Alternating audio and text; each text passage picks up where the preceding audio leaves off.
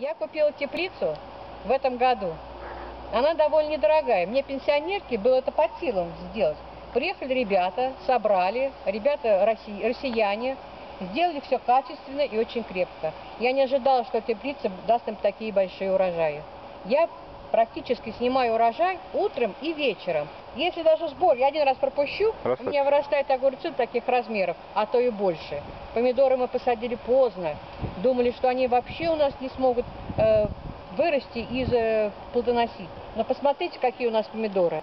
Я очень довольна этой теплицей. Она мне помогает в моем летнем времяпровождении. И всем советую это сделать. Теплицу я купила 6-метровую. Это оптимальный вариант.